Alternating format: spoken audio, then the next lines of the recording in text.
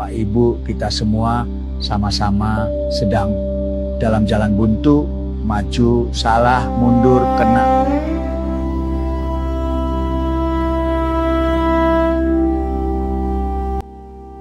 Oke teman-teman, pembahasan kita kali ini bukan buat ngilangin harapan ya, sama sekali bukan.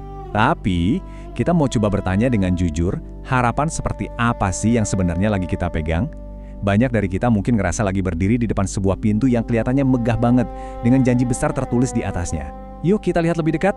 Coba bayangin deh, ada satu pintu tulisannya dana amanah siap cair. Janjinya itu-itu aja, pintu ini bakal dibuka. Besok, bulan depan, tahun depan, selalu ada aja alasannya. Tapi masalahnya bukan soal nunggunya loh. Masalahnya adalah, pintu ini tuh nggak pernah punya engsel. Dari awal emang nggak pernah dirancang untuk bisa dibuka. Dan ini poin yang krusial banget.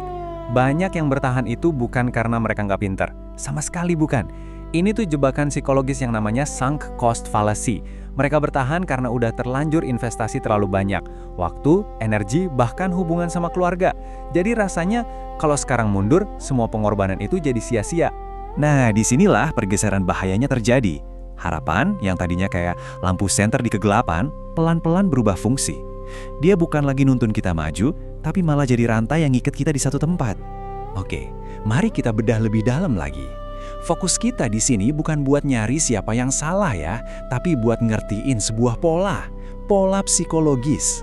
Gimana caranya sebuah harapan yang begitu kuat, pelan-pelan bisa bikin logika kita kayak tertidur.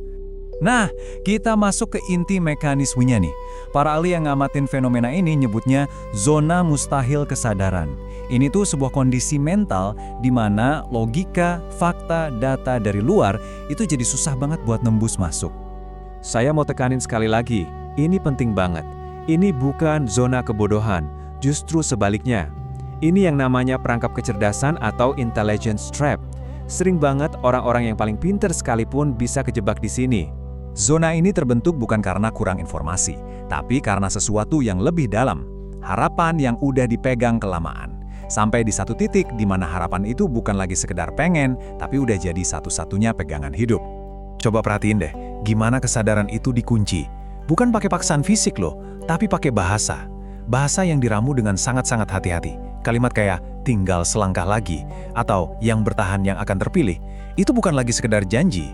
Itu fungsinya udah jadi kayak mantra, pengunci mental.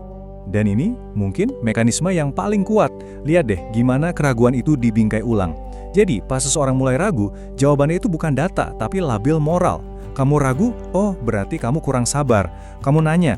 Berarti kamu belum ikhlas. Mau mundur? Wah, berarti kamu gagal ujian. Di titik ini, ketakutan terbesarnya bukan lagi rugi duit, tapi takut dianggap gagal sebagai manusia. Berat kan? Jadi apa yang terjadi sama logika? Logika itu nggak mati, dia cuma ditidurin sementara. Banyak banget korban itu ketipu bukan karena serakah, tapi karena udah capek banget hidup dalam ketidakpastian. Nah pas datang sebuah narasi yang nenangin kayak, bertahanlah sedikit lagi, ini jalan Tuhan. Narasi itu jadi semacam obat penenang buat logika. Terus gimana caranya kita bisa keluar dari badai emosi ini? Kadang kita butuh bantuan dari luar, sesuatu yang jadi jangkar realitas. Nah, disinilah peran otoritas dari luar itu jadi penting banget. Bukan buat ngejudge, tapi buat nahan kita biar nggak kebawa arus. Institusi kayak OJK, Otoritas Jasa Keuangan, ya itu fungsinya persis kayak jangkar realitas tadi. Tugas mereka itu bukan menilai iman atau niat baik seseorang, itu kan nggak bisa diukur. Tugas mereka itu nguji sistem, sesuatu yang bisa diverifikasi, bisa dipertanggungjawabkan. Nah, ini dia pilar pengujiannya. Jelas banget dan nggak pakai emosi. 1. Izinnya ada nggak? Sah nggak? 2. Mekanisme kerjanya gimana? Transparan nggak? 3. Polanya konsisten dan masuk akal nggak? Dan 4. Risikonya apa aja? Ini pertanyaan-pertanyaan yang menarik kita balik ke daratan fakta. Jadi, kesimpulan pentingnya tuh gini, kalau sebuah klaim nggak bisa diuji secara sistematis pakai pilar-pilar tadi, ya berarti klaim itu nggak bisa dipertanggungjawabkan ke publik. Udah, sesimpel itu. Ini bukan lagi soal percaya atau nggak percaya, ini soal melindungi diri kita sendiri. Oke, sekarang kita sampai di bagian yang paling susah, tapi sekaligus paling memberdayakan. Gimana caranya keluar dari situasi ini tanpa ngerasa gagal, bodoh, atau berdosa? Gimana caranya kita bisa berbalik arah dengan kepala tetap tegak? Kuncinya adalah mulai nanya ke diri sendiri. Pertanyaan pertama, Kenapa ya janji dan kalimat yang sama diulang-ulang terus, tapi bukti nyatanya nggak pernah muncul-muncul? Lanjut, pertanyaan kedua yang nggak kalah penting. Mengapa waktunya selalu besok? Selalu sebentar lagi. Kenapa hari ininya nggak pernah datang? Pola penundaan yang nggak ada ujungnya ini, itu sinyal loh.